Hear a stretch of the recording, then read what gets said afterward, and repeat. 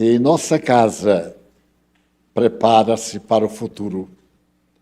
Temos a evangelização infanto-juvenil, a juventude, os cursos de estudos da doutrina e as atividades sociais que caracterizam a base do Espiritismo na lição da caridade. A nossa juventude já é uma longa instituição, porque desde 1948 nós criamos um departamento juvenil para que os jovens se pudessem interessar pelas questões transcendentes do espírito. Anteriormente, no passado, havia um conceito que era um conceito de acomodação. Toda vez que se desejava propor ao jovem uma atitude saudável, um comportamento ético elevado, a construção do futuro através do estudo e do caráter, se dizia assim, jovem, ele não tem cabeça para isso. Era uma forma pessimista de julgar o desenvolvimento intelecto-moral da própria sociedade.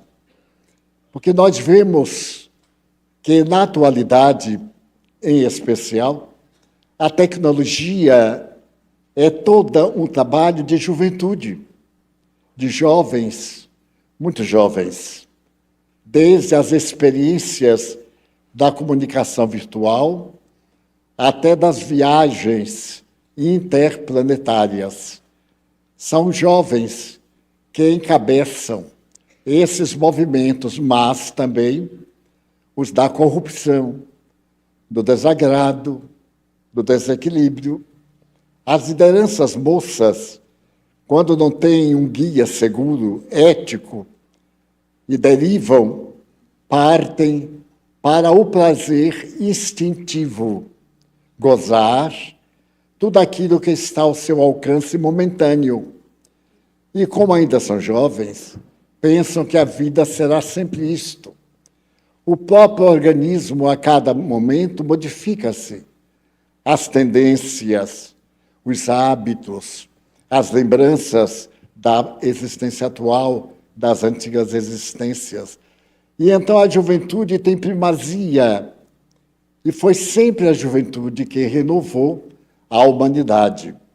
Se considerarmos a Idade Média em relação à Idade Moderna do século XIX, a utilidade da sociedade ultramoderna deste momento, no após-Segunda Guerra Mundial, veremos à frente jovens, desde os grandes oradores aos sonhadores e mártires que procuravam encontrar uma razão para viver, um motivo para justificar o sofrimento e a razão para experimentar o prazer.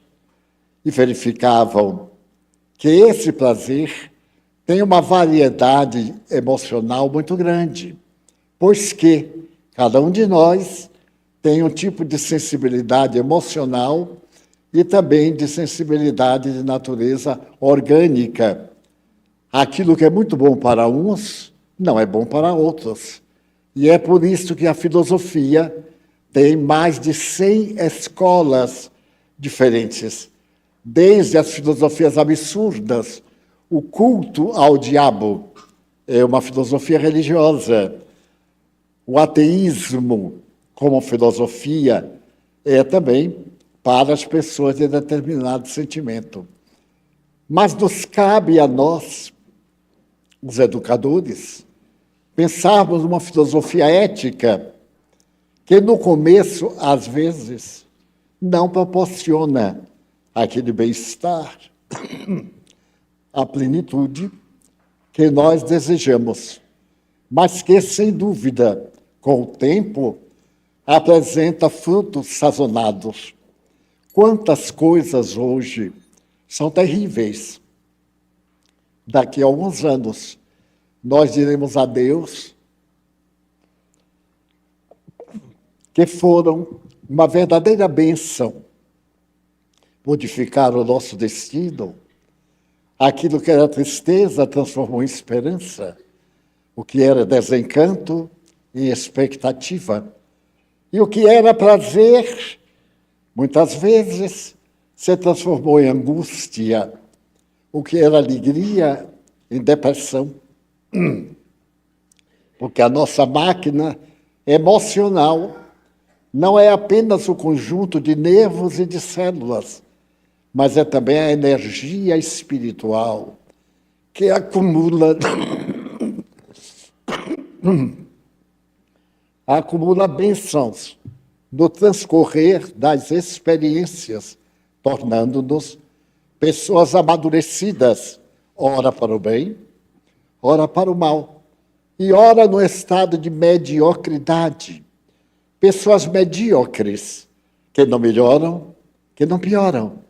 Estão sempre naquele estágio de eu vou pensar, ou quando eu pensar, ou quando a vida me facultar oportunidade, e a vida, irmã do tempo, logo passa e nós perdemos a carruagem da oportunidade.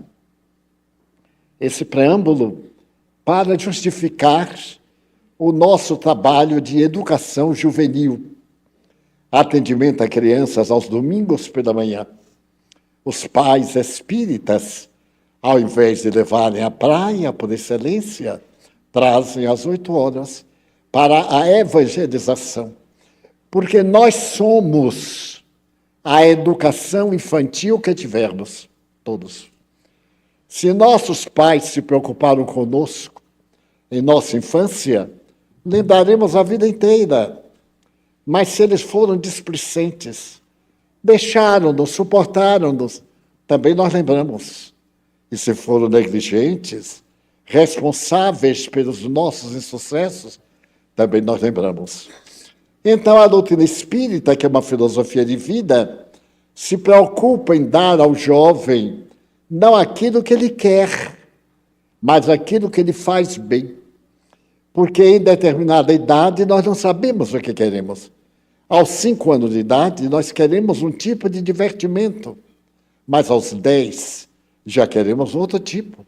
Aos 15, daí muitas vezes os matrimônios juvenis, 18, 25 anos, evaporam-se, porque um jovem de 15 anos que se casa, quando ele completa 20 anos de idade, as suas aspirações são totalmente outras. É só cada um de nós se lembrar. Quem tem aqui mais de 15 anos, lembre o que é que desejava aos 15, o que a vida deu aos 20 e o que deseja agora na idade nebulosa que cada um se encontra. Então, nós temos a preocupação em educar, porque às vezes os pais são espíritas, mas não têm facilidade de transmitir o conhecimento, ou não sabem como fazê-lo. Nós somos o braço auxiliar da educação doméstica. Aquilo que falta no lar, nós completamos na boa orientação social, humana, religiosa. Mas nem sempre a pessoa fica infantil, cresce, e vem o período dos sonhos, a juventude, a maravilha, Romeu, Julieta, que agora já estão meio ultrapassados, né? Agora Birkin e etc. Nós estamos aí ao lado para mostrar que a vida não é um eterno voar com Romeu, cantando para Julieta, e ela jogando as tranças pela janela, como dizem as tradições suecas, ele canta assim, joga a trança, Julieta, para eu poder subir na torre. Agora já não sobe na torre, encontra o outro em qualquer lugar. Pela manhã, no filme, na rua, uma coincidência, e nos aferramos, apaixonamos-nos tantas vezes quantas penteamos o cabelo. Aliás, há aqueles que não penteiam, também pessoas frias, que a vida passa sem lhes dar quaisquer emoção.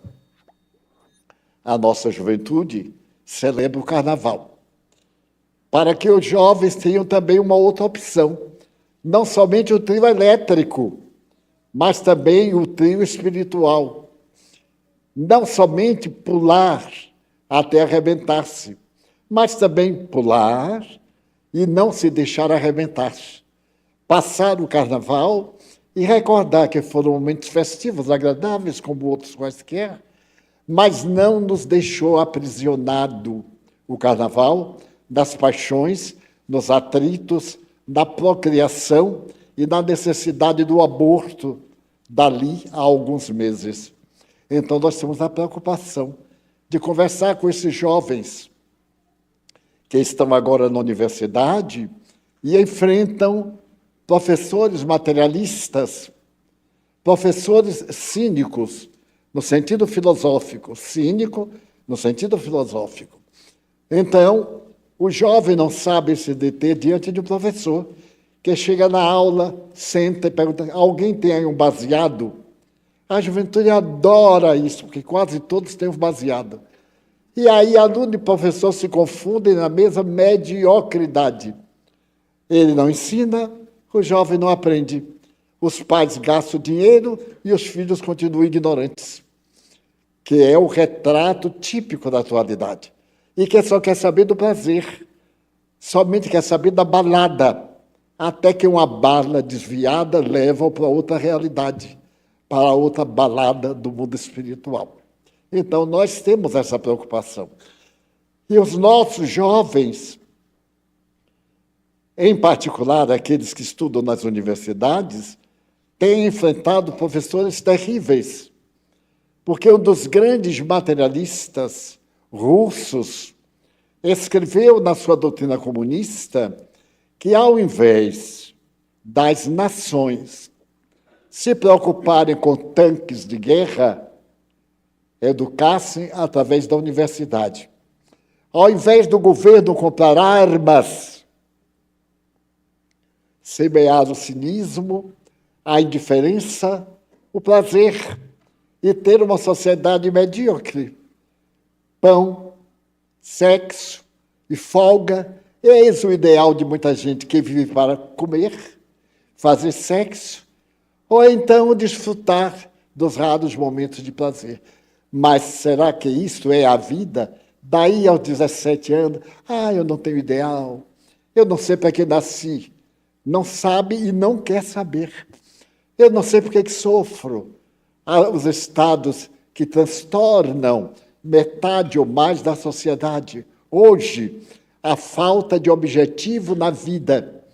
Tenho certeza que cada um dos senhores, como eu também, vive perguntando-se: afinal de contas, por que é que eu nasci? O que é que eu desejo da vida? O que é que eu posso fazer? E a psicologia, desde Viktor Frankl, no século passado, vem nos dizendo o que é que nós podemos fazer para ter um objetivo na vida. Já imaginou como é terrível a vida dos aposentados, ociosos? Aposentam-se, isso há alguns anos, porque agora é diferente. E então os homens pegavam a estação de rádio, era futebol, era o jornal, aquela vida monótona, o pijama, chato, indelicado.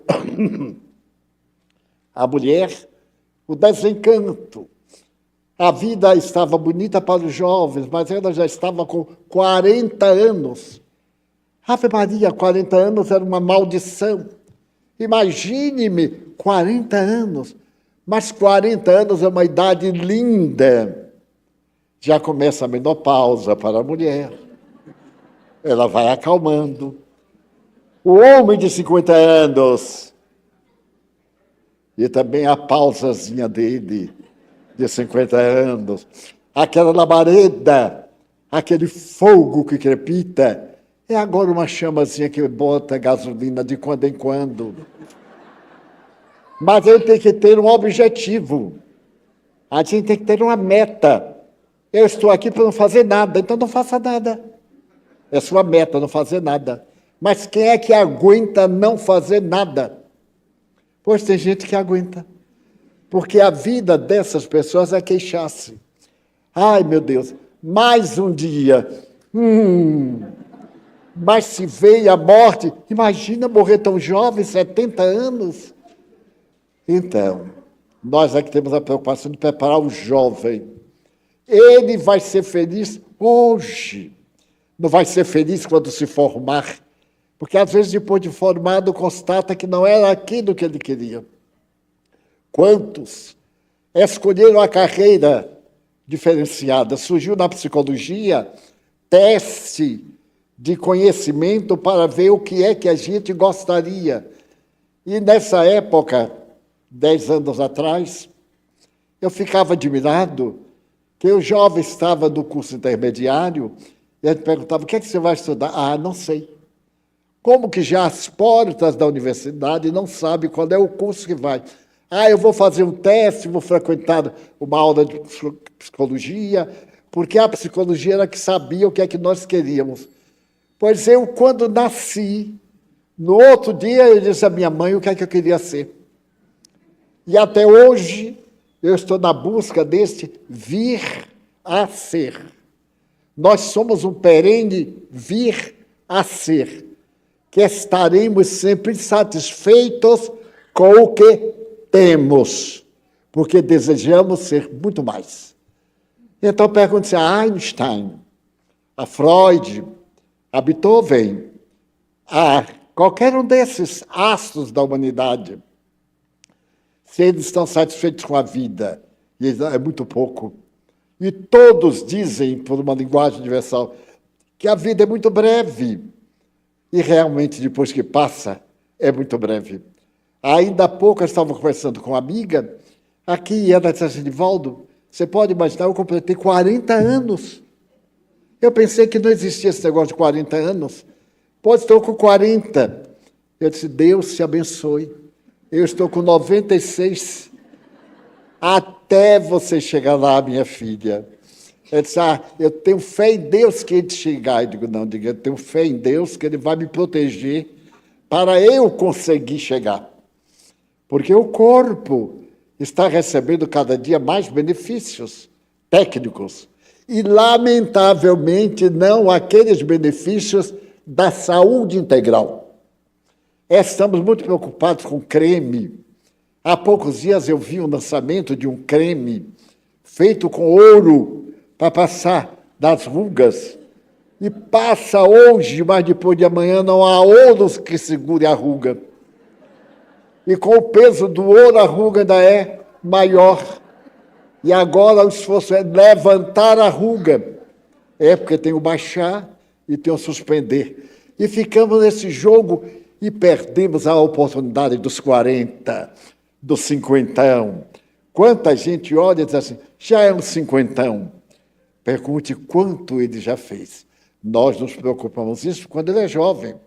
Mostre o que você está desfrutando agora e mostre àqueles que já alcançaram determinados aspectos. Eu meditei hoje sobre uma questão de análise. É um pouquinho monótono, mas é um pouquinho racional, que nós vamos fazer aqui uns balanços. E escolhi duas personagens. Uma personagem muito rica e uma personagem miserável. Ambas mulheres, jovens. Quando Madre Teresa, a maioria daqui sabe a quem me refiro, a santa de Calcutá, na Índia, estava em Roma durante o período do Papa João Paulo II. Eles eram amigos muito íntimos. Ela adoeceu do coração e teve que colocar marca-passo. Como era muito dinâmica, o Papa levou-a para Roma para obrigá-la a prolongar a vida. Mas ela era tão dinâmica que à noite ela fugia com pessoas amigas para visitarem as pessoas problemáticas. As moças que se perdiam em Roma. Todo mundo quer ir para Roma. Roma tem 1000 caminhos. E muita gente se equivoca. A miséria também está em Roma, está na Trinità, está na Grande Escadaria, está perto da sede do socialismo. E então é necessário encontrar alguém para ajudar. E Madre Teresa corria. Inclusive, o Vaticano tem uma muralha que separa a cidade, o Estado do Vaticano, da cidade de Roma. E ela, então, fugia, porque ali em volta, pessoas atormentadas de sexo iam vender a miséria do seu sofrimento. Alguns por vício, outros por desequilíbrio, outros por frustração, outros porque são diferentes. E ela ia confortar os que lutavam contra os dramas da droga e fazia atividades, mandou colocar banheiros em torno da muralha para que eles tivessem uma vida menos abandonada, essa vida com uma pessoa sem teto, como está hoje em moda no Rio, no mundo inteiro, as barracas nas ruas das cidades mais importantes do mundo, mostrando a nossa inferioridade. Nós saímos da barraca, da cota, da furda, e adquirimos um apartamento de luxo, um apartamento de cristal, flutuando no ar, mas estamos voltando novamente, porque as barracas, aos buracos, vivendo na rua em miserabilidade, como os nossos antepassados. Porque ao invés de evoluir no sentido ético, nós perdemos o interesse pela vida superior. E nos contentamos com tudo. Então, quando Madre Teresa estava em Roma, uma jovem, a mulher mais fotografada do mundo, já notada, né? Lady Di. A célebre Lady, jovem, bela, rica. Seu pai era um conde, portador de uma fortuna imensa, e ela se casou com o príncipe herdeiro da monarquia inglesa, hoje rei número 3, ali, sustentando a bandeira da sua casa real. Mas ela tinha de tudo, principalmente de infelicidade. Ela gastava uma média de $200.000 por semestre só em vestido. Mas o vestido que cobria o corpo não acalmava as ânsias da alma. E ela saiu na busca do prazer, depois do divórcio com o marido. Ele de um lado, com a sua veterana, e ela do outro lado, com a aspiração de jovem. Essa aspiração que todo mundo tem, encontrar o amor. Mas que amor? Não é esse amor do sexo. Porque o amor do sexo tem um tempo de duração.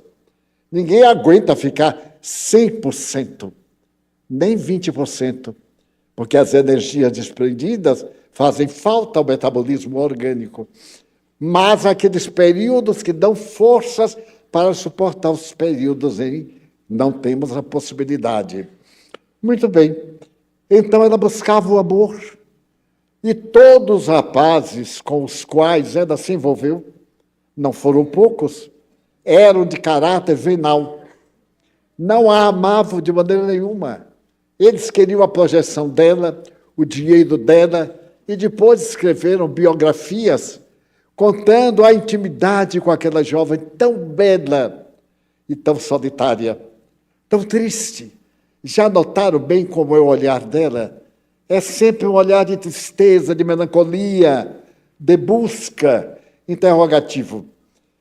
E por isso, quando ela viu Madre Teresa, ela que não tinha ideal, porque estava namorando com um jovem que a família não queria, estava em Roma para poder deliciar-se com o verão de Roma, quando então ela conheceu Madre Teresa, aquela mulher pequenina, de sorriso suave, sem nenhuma beleza exterior, mas de um encantamento, de uma doçura fascinante.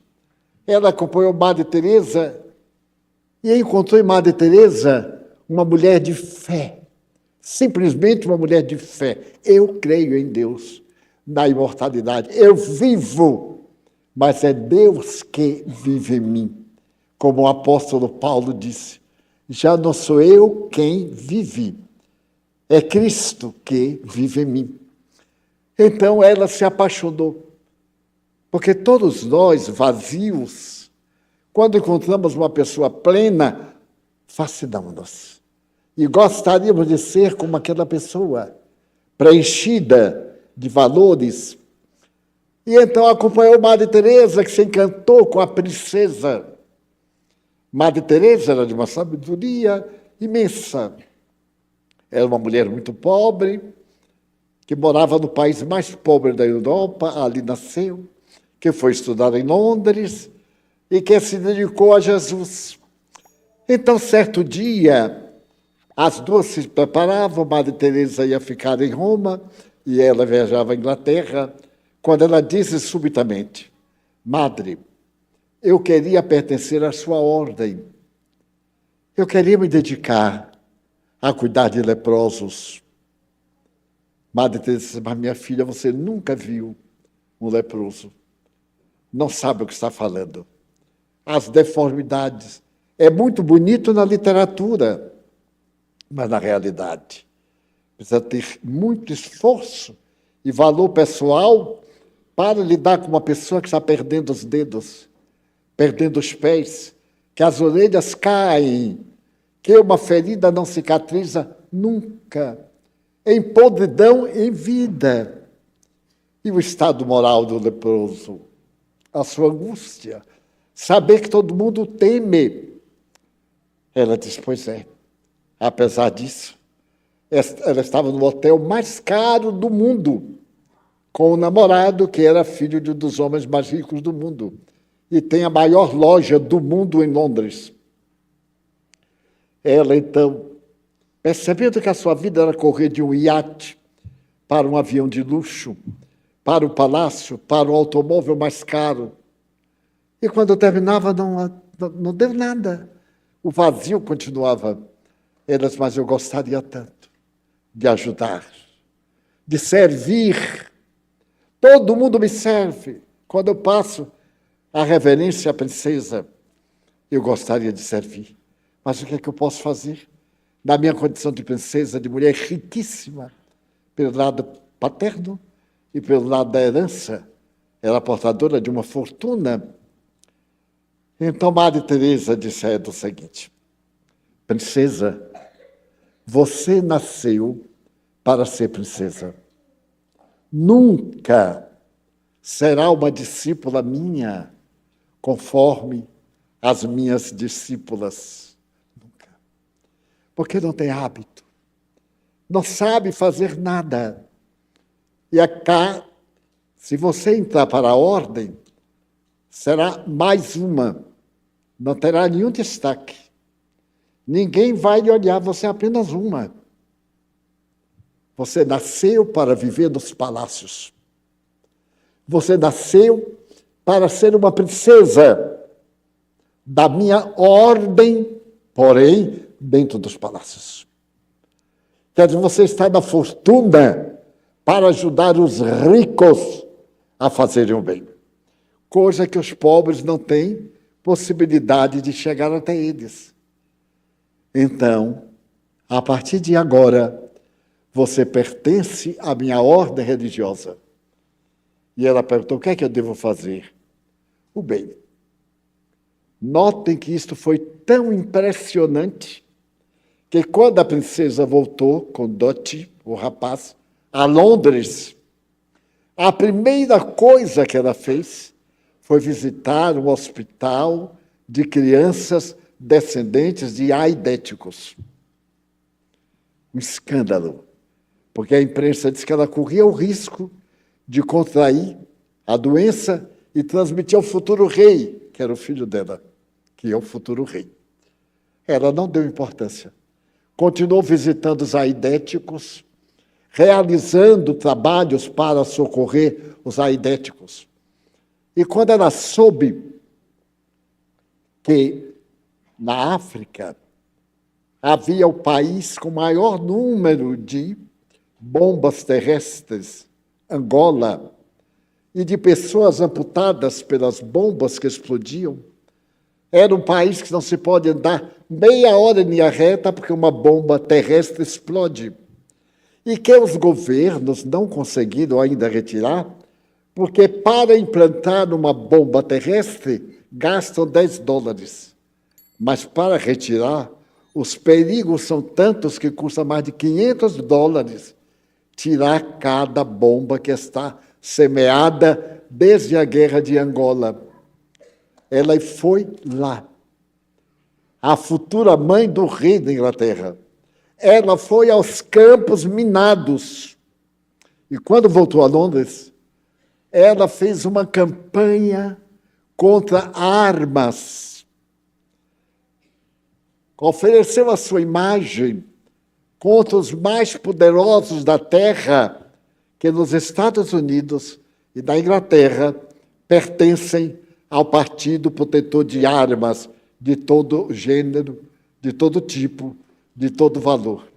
Então, Madre Teresa de Calcutá havia deixado no palácio a beleza daquela jovem que comovia e que passou a ter uma vida com objetivo. Passou a ter uma organização. Foi fundada uma organização no nome dela para ajudar os infelizes e teve uma morte desesperadora. Portanto, é objetivo na vida de uma pessoa rica. Mas, na Índia, um escritor famoso que escreveu o livro Nesta Noite, a Liberdade, quando a Índia pertencia à Inglaterra, a Índia e o Paquistão. Naquela época, anos 40, eram 700 milhões de pessoas. E um homem magro, que nunca disparou um tiro, Mohandas Gandhi. Toda a sua guerra foi verbal e pacífica. De exemplo, como eu já contei aqui 2 ou 3 vezes, ele estava em Londres, e passeava pela rua mais movimentada do turismo. E havia ali uma galeria com casas, joalherias impressionantes. Ele então foi olhar uma joalheria, acompanhado do representante do rei da Inglaterra, que tinha ordem de lhe dar o que ele quisesse.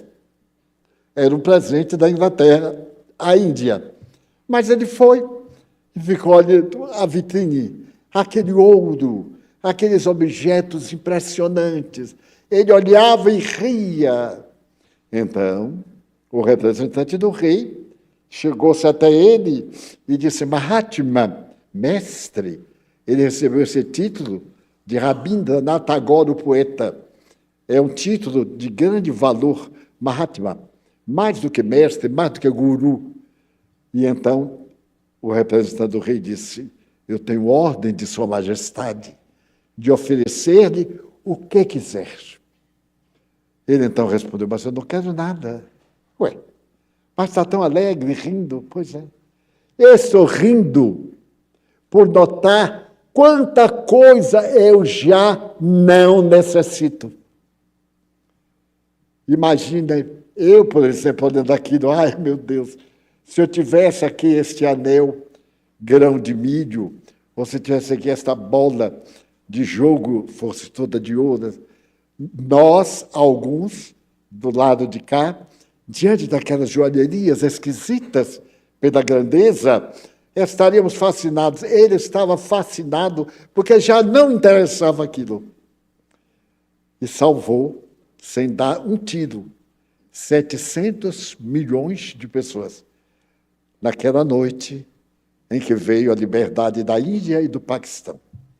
Esse autor, Dominique, percebeu, nos anos 80, que a Índia estava atravessando um momento muito difícil, econômico. E ele, então, reflexionou. A Índia me deu tudo, porque ele escreveu um livro que somente para passar os direitos autorais para o cinema, ele cobrou 10 milhões de pounds, de libras esterlinas, só para isso. E ele teve uma fortuna incalculável. Então, eu devo isso à Índia. Eu tenho que fazer algo pela Índia. Olha aí o fazer. E ele ficou em Nova Delhi, a velha capital, olhando ali nas escadarias do rio Gange, aqueles que adoravam o rio por ser sagrado na tradição indiana. De um lado, os devotos. Do outro lado, o crematório, em que botam os cadáveres e queimam. Os pobres botam alguns gravetos, queimam um pedacinho e jogam um cadáver no rio. Então, o rio é impressionante de sujo, de cadáveres em decomposição, de dejetos das pessoas que vivem ali.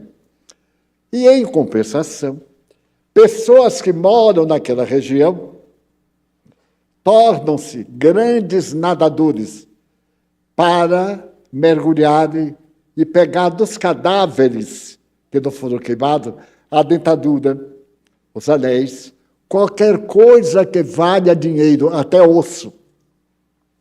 É célebre até agora aqueles nadadores que sustentam a família que atende aos párias. Não existe politicamente párias.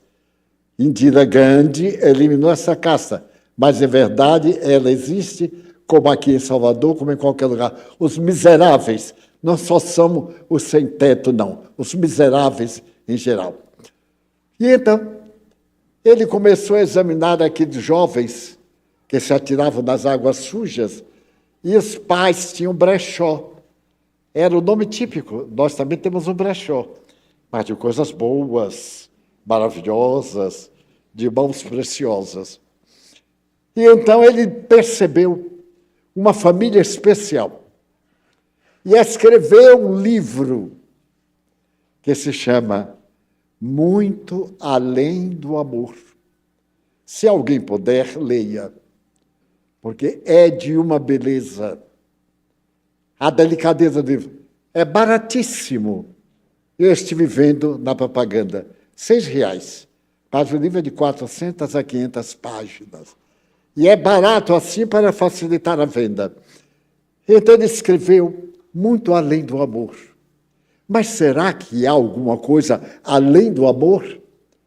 E ele, então, narra a vida de uma família que tinha um brechó e que uma das filhas era a melhor nadadora da região. Estava sempre mergulhando e trazendo restos de cadáver que a mãe limpava e colocava na sua quitanda para vender. Esta menina chamava-se Ananda. Ananda. No dialeto significa o canto. Ananda era de uma beleza aos 12 anos, a tez morena, os traços delicados, a cabeleira e o jeito e a leveza. Então era uma espécie de princesinha daqueles super miseráveis. Ele, então, foi estudar a vida de Ananda. Ananda, quando completou 12 anos, a família propôs o casamento dela. Mas, nesta área da Índia, quem escolhe o marido são os pais, que negociam o dote que vão dar, a data do casamento. O homem se prepara, a mulher prepara o enxoval. Então é tudo muito bem organizado, é uma trama, mas os noivos só se veem uma vez antes do casamento e logo depois do casamento. Então eles dizem que é o melhor método. Os fatos têm demonstrado que não é o melhor método. Não se pode casar sem a atividade profunda do sentimento de qualquer natureza, seja de cobiça, de desejo, de amor, etc. Mas então, Ananda foi designada para casar. E ficou curiosa, porque um dia tal, o noivo vinha visitar a família e vê-la. A forma de ver colocava toda a família, ele olhava, somente ele sabia quem ele queria para casar. Olhava para jovens, e negociava com os pais. No dia do casamento, depois da bênção nupcial, erguia o véu, é que ele via novamente o rosto da amada. E ela, pela segunda vez, o rosto agora do marido. E então a Nanda foi preparada para casar. A mãe reunia todo aqueles destroços, preparando a casa em que a Nanda ia viver. E a Nanda estava muito feliz, mergulhando. Marcaram a data. E cerca de 32 dias antes do casamento, a Nanda se estava penteando em um pedaço de espelho, quando notou uma degeneração da pele, uma manchazinha perto do nariz. Ela passou a mão, era meio insensível. Ela pegou de um objeto e tentou perfurar, não sentiu nada. Então ela disse à mãe, curioso, esta mancha não tem sensibilidade. A mãe ficou logo apavorada. Chamou um médico de rua, é muito comum na Índia os médicos andarem, médicos não, os curandeiros, e ele, com a lupa, percebeu que era Hansen, era mal de Hansen, era lepra. Porque a olho nu era apenas uma mancha, mas com uma lupa podia ver a epiderma, a presença terrível do vírus da lepra. Então ele disse que não tinha jeito. Logo aqui na face, facilmente degenerava e a morte era perto. Quando a mãe percebeu, teve que desmanchar o casamento. A Nanda foi amaldiçoada dentro de casa. Foram devolvidos os presentes ao futuro marido. E num certo dia, a Nanda escutou, morava numa casa miserável, que não tinha segredos, não tinha nada particular, e escutou os pais conversando a meia voz a respeito dela.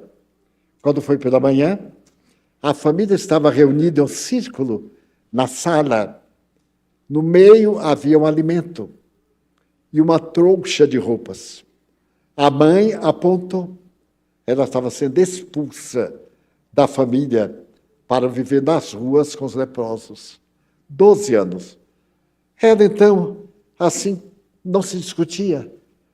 Alimentou-se, sorriu triste e deu adeus. Só que a comida estava envenenada. E ela foi caminhando e, perto da estação ferroviária, ela desmaiou. Quando despertou, ela estava no hospital, dirigido por uma organização protestante, que dá sua contribuição na Índia, como em outros países. E então ela soube que era portadora de Hansen. E foi enxotada para um lugar para outro. Certo dia, com muita fome, havia completado aniversário, ela estava deitada na plataforma da estação ferroviária, quando parou uma carruagem e um homem bem vestido saiu entre eles perguntando se ali havia alguma menina órfã. De 13 a 15 anos, ela se apresentou.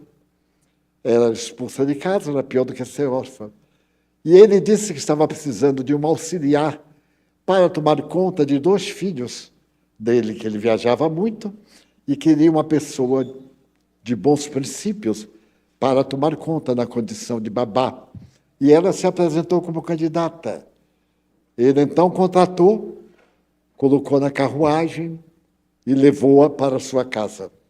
Somente que a casa ficava um pouco fora da cidade, numa estrada. Mas ela foi. Quando chegou lá, ela foi aprisionada, porque a casa era um bordel. Pegavam as meninotas, levavam para esse bordel, usavam-nas. Quando elas completavam 15 anos, estavam velhas, de servir a pior ralé aos leprosos, ao povo que trabalhava no cais, àqueles que eram o lixo da cidade. Elas eram mandadas para um lugar pior e não chegavam aos 18 anos de idade, devoradas pela tuberculose, pela sífilis. Então, a Nanda estava nesse prostíbulo e passou a ser carne vendida, tendo que atender uma clientela de 8 a 15 parceiros numa noite. E aí ganhava uma miséria para se alimentar. Mas tudo que ela possuía era alugado do bordel. Então, o sari, as joias, a beleza, ela pagava uma cota dos atendimentos do indivíduo.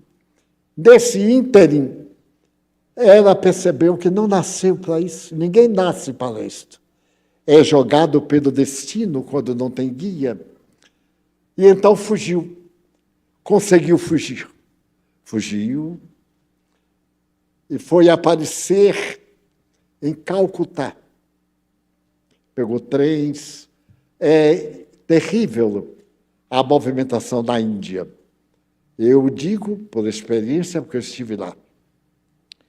Então, a fome era de tal forma que ela sentia o movimento do estômago. Aí ela ouviu falar em Madre Teresa de Calcutá, a casa de Madre Teresa, as Irmãs da Caridade. Aí ela foi. A fila no portão para receber alimento era enorme. E ali a fila, uma madre, as auxiliares, dando, as pessoas levavam uma lata, uma coisa qualquer, botava comida e saía. E ela foi. Mas quando ela chegou, a comida já havia acabado. Ela ficou assim desesperada. E a madre, que era encarregada da distribuição dos alimentos, notou aquela jovem com a marca muito maior agora, disfarçada, com um tipo de pó de arroz coberta, e percebeu que era uma leprosa. Então a senhora ficou compadecida e perguntou à menina se ela queria ficar ali no pátio, onde havia muitos doentes. Faltava cama. Eles disputavam uma esteira no chão. E à medida que morriam, eram substituídos na mesma hora por aquela lista infindável de sofredores.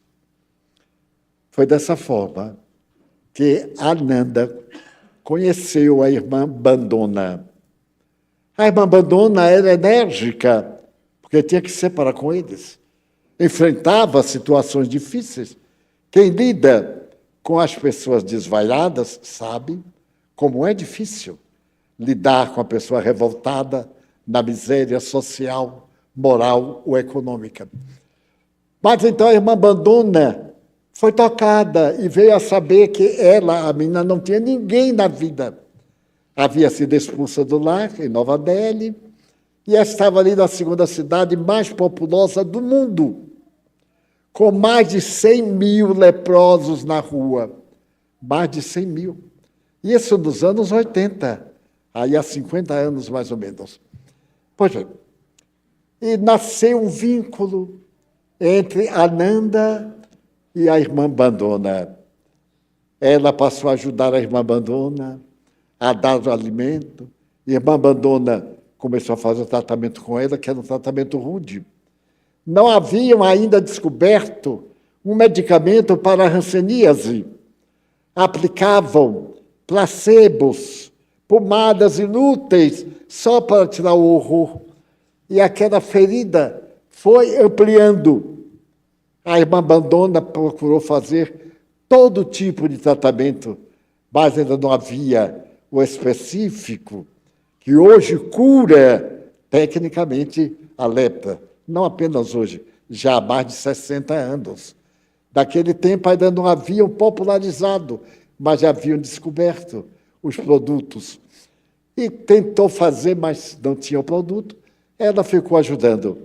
Nesse ínterim, ela pediu à irmã Bandona para se tornar monja. Como era pária, ela cuidaria dos párias, ficaria com os super miseráveis. Irmã Bandona concordou. E ela foi para a parte do seminário para estudar a mensagem das filhas do Calvário. No dia em que ela se tornou monja, outras moças, a família veio, todo mundo muito bem, mas ela não tinha ninguém. estava com o hábito azul, ou melhor, branco, com a faixa azul, que era o sinal de pureza. Então ela se deitou no chão para o bispo abençoar e levantou a cabeça. Quando ela levantou a cabeça, ela viu a irmã Bandona, que tinha vindo para dar o apoio. É assim que começam as missões humanas. Ela foi abençoada, se tornou irmã de caridade. E incrível, a partir daí a lepra diminuiu. E ela ficou boa, sem usar remédio. Então é uma psicossomática realização. O bem-estar interior curou a doença exterior. O que hoje demonstra que a iluminação interior é o mais importante na psicologia, o autoconhecimento. Conhece-te a ti mesmo. A frase atribuída a Sócrates. E então ela começou a viajar. Madre Teresa estava em Roma. Naquele mês de setembro, apareceu uma doença estranha. Um rapaz, cabeleireiro, de Londres, apareceu com uma afta muito grande na língua. Daí a 2 dias, a afta havia crescido tanto que estava quase na garganta. Ele foi ao médico imediatamente, era homossexual, e o médico diagnosticou doença desconhecida. Uma semana depois, o rapaz estava com o corpo aberto numa ferida. Foi assim que apareceu a AIDS. O paciente número 0.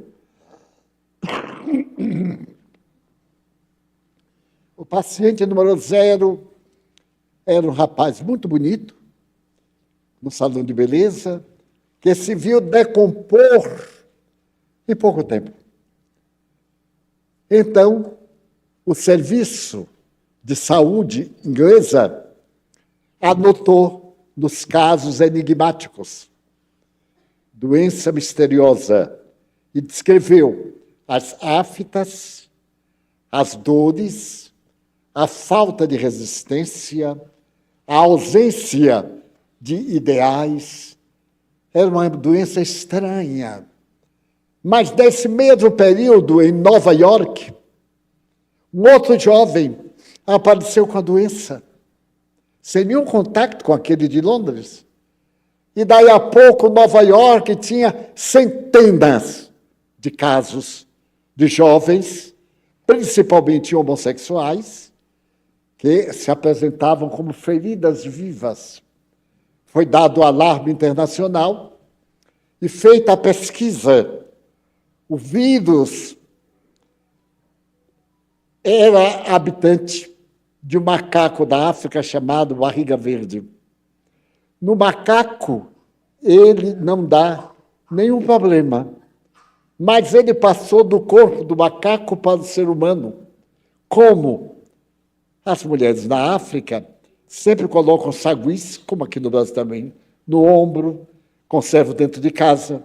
E o sagui, trazendo vírus, passou para o organismo feminino. Mas como o organismo feminino tinha defesas, passou para o masculino. Como o organismo masculino estava ainda muito imaturo, passou para o homossexual. E os homossexuais se tornaram o veículo. Então, a intolerância religiosa passou a caçar os homossexuais e a matá-los. Nos Estados Unidos, principalmente. Nova York se tornou um lugar terrível. E Madre Teresa, quando soube, em Roma, do que estava acontecendo em Nova York, ela viajou a Nova York e falou com o prefeito que queria ajudar este povo, que era portador dessa doença, a nova lepra da humanidade. Setembro de 1984. De repente, a AIDS tomou conta do mundo. E até hoje. Existem 40 milhões de pessoas infectadas. Ninguém acredite que não está infectado. Quem tem uma vida promíscua, por certo, está infectado. Ela é tratada com um pacote próprio de produtos. Então, o indivíduo que adquire a doença não fica bom, mas a doença é controlada.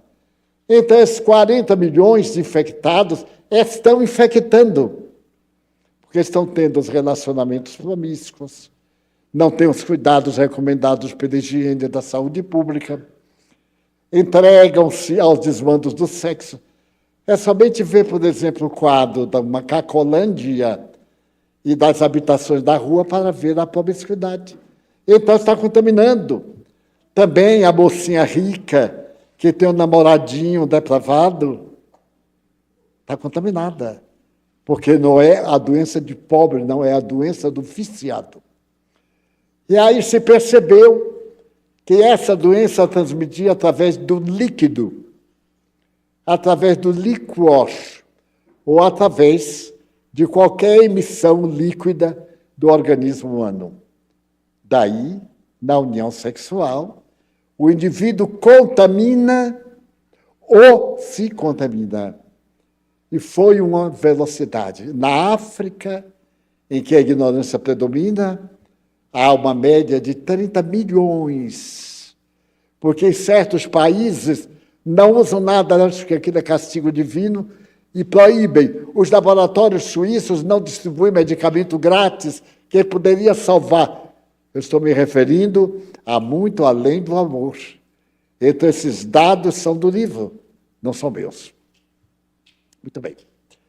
Madre Teresa conseguiu. Era necessário achar uma casa para albergar esses indivíduos. Ela veio para Nova York e mandou pedir que 10 jovens de Calcutá viessem para tomar conta dos doentes. E entre os 10 veio Ananda. Ananda estava com 22 anos. Ela veio com as suas amigas. O autor escreve de uma maneira encantadora a chegada delas à alfândega de Nova York. A alfândega americana, como muitas, é muito rigorosa, mas elas não têm bagagem. A bagagem de uma irmã de caridade é 2 trajes, 2 vestidos de 4 metros de tecido para fazer o sari, 2 roupas íntimas, um pedaço de sabão massa e algo mínimo. E dentro de um embrulho, numa bacia, cada uma trazia a sua bacia. Então, a alfândega, quando viu aquelas bacias e aquelas jovens sem nada, que nunca tinha visto gelo, estava caindo gelo em Nova York, e que ficaram sambando no gelo, comendo gelo admirados. Era a caridade chegando à miséria de Nova York.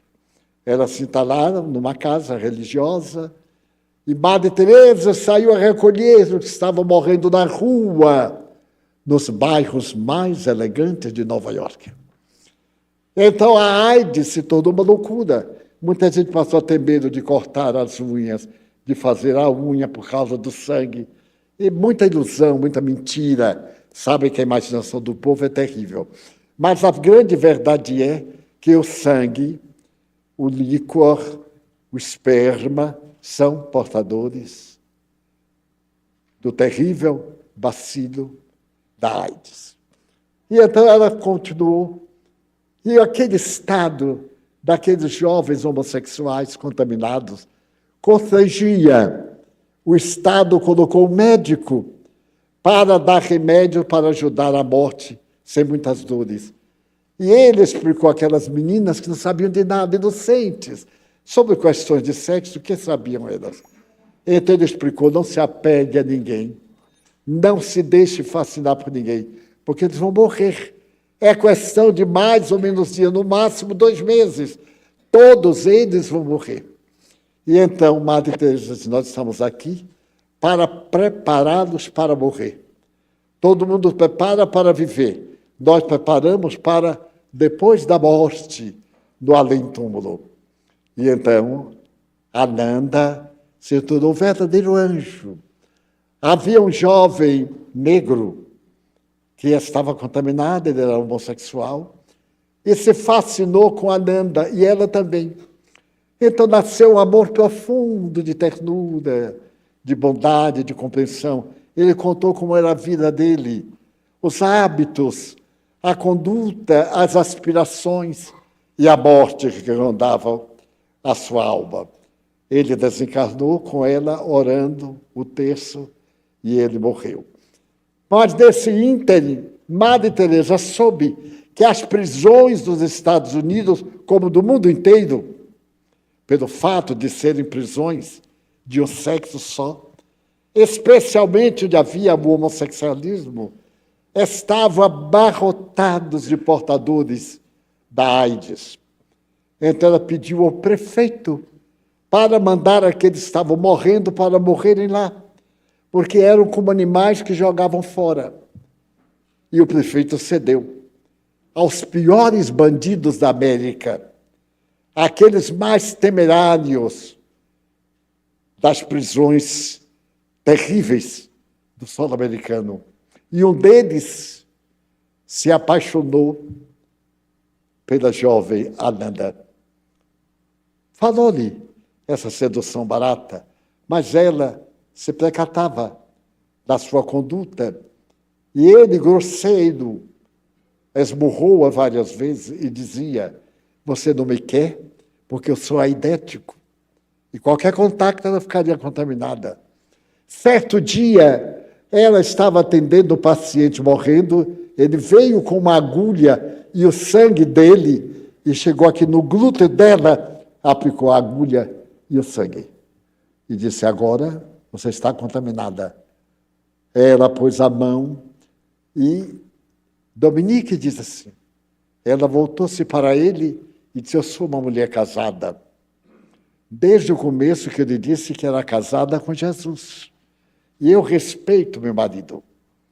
Então você pode transmitir, para mim a AIDS não faz mal, mas nunca você me terá no menor gesto de simpatia. Você é apenas o doente que eu cuido. Nem pense que você vai me produzir qualquer pavor. Não tenho medo de você, porque o máximo que você pode fazer é me matar. Se você me matar, eu agradeço, porque eu irei para o reino dos céus. A confiança de ter uma meta. O que eu quero chegar é que Madre Teresa havia conquistado a jovem mais rica da terra e também aquela miserável, nadadora, ali estava salvando vidas, porque tinha um objetivo, acreditava na imortalidade da alma, acreditava no destino, na bondade de Deus, na grandiosidade da caridade. Deram suas vidas para atender esses que ninguém queria. E durante 10 anos, ficaram na sua casa de caridade, aonde há uma frase, aqui está, quem encontrou os corações perdidos? Que era Jesus encontrando as almas perdidas. Nesse ínterim, a China fez a sua chamada Revolução Cultural. E então, o comunismo tomou conta da China. E veio a Revolução Chinesa, de Mao Tse-tung. E a dor tomou conta da China, porque surgiram tantos órfãos, porque a Revolução matava sem medida.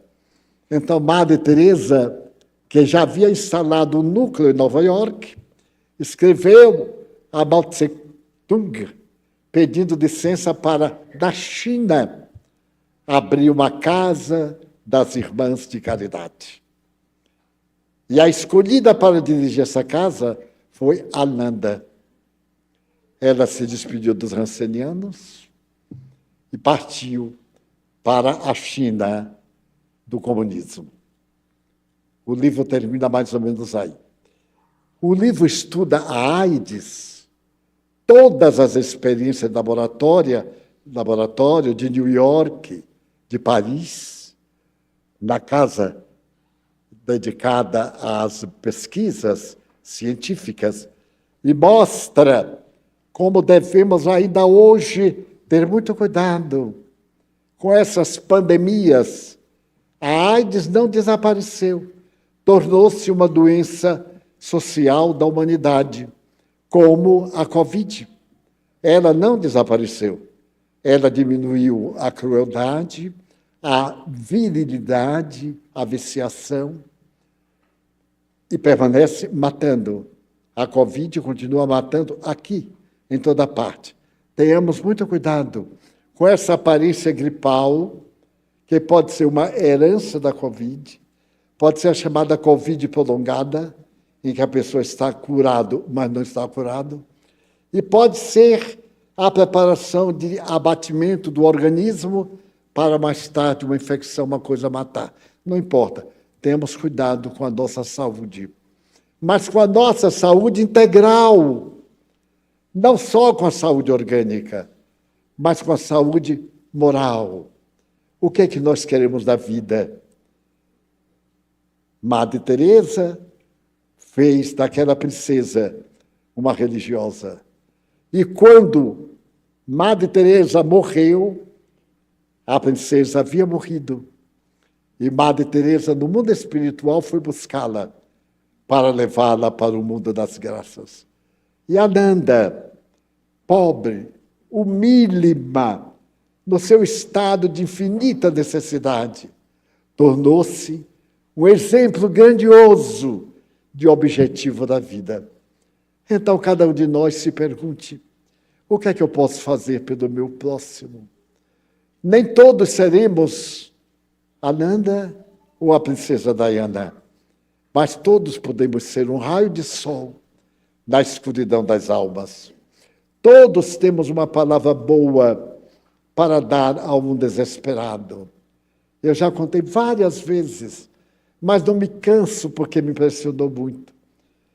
Eu fui atender uma pessoa que estava assim, com a mão estendida para pedir esmola, então eu peguei uma moedinha para esse ato fraterno.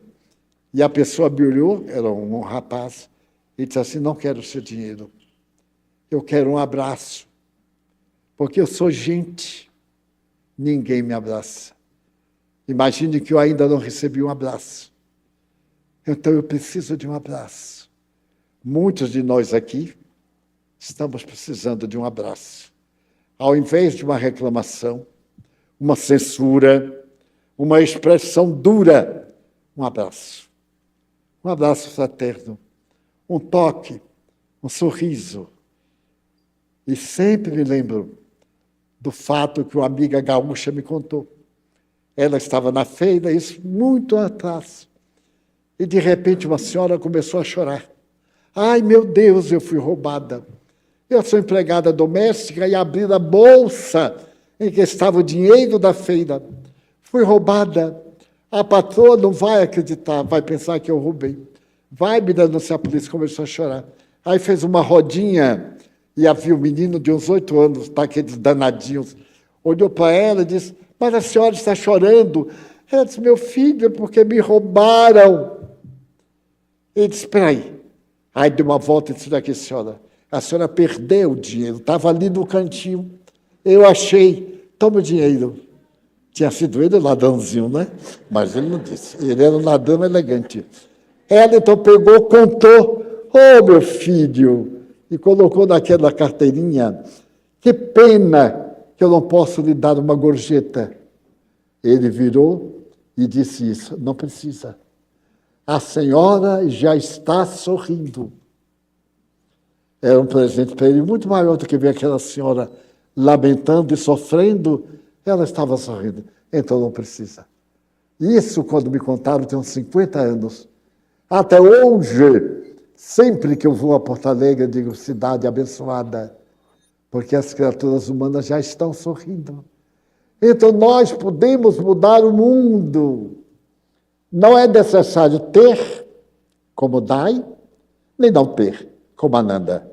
É necessário somente amar, fazer um bem, qualquer bem, porque os espíritos bons estão esperando que estendamos as mãos para a prática da caridade. E quem é tão pobre, que não tem uma boa palavra para dizer a alguém que está sofrendo. Eu tinha dito em nossa última reunião que esta seria a semana da paciência. E Deus me provocou. A tese foi muito boa, porque foi uma semana que precisava não só de paciência, mas de penitência. Agora eu digo assim, muito obrigado, Senhor, porque a paciência não se esgotou. Aguentei e todos aguentamos. Então, com toda a ternura, a Dominique Lapierre, o autor, a Gandhi, a Lady Di, a Madre Teresa, aos heróis anônimos, aos meninos de rua que acharam aquilo que haviam perdido, a nossa ternura, a nossa compaixão. E nenhuma queixa, senão, ó meu Deus, queremos pedir-te que nos abençoes agora, através dos passos. Convidamos os nossos passistas para que tomem os seus lugares e para que arrebatem a nossa alma a uma situação de misericórdia, de beleza, de paz. Ó Senhor Jesus, abençoa nossos médiuns, os irmãos que dão de si sem pensar em si, que oferecem em favor dos que sofrem, todos nós, a espórtula mais preciosa da vida, que é a sua própria energia. Abençoa-os, Jesus. Abençoa-nos, a nós, Senhor. Apiada-te de mim, de ti, de nós.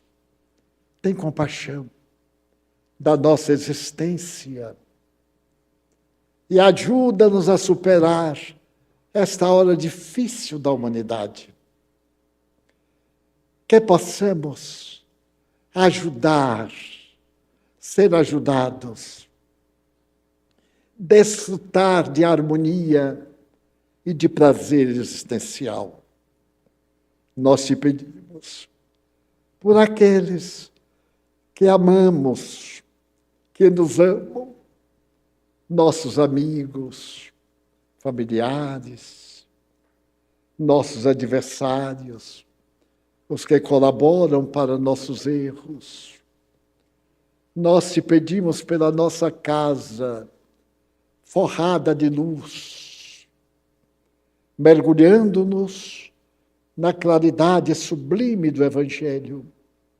Ó Senhor, abençoa o nosso esforço e faze que te possamos servir com abnegação até o fim da nossa existência. Também te pedimos pelos suicidas, pelos drogados, os que estão à véspera do autocídio, aqueles que se enganaram e estão arrependidos.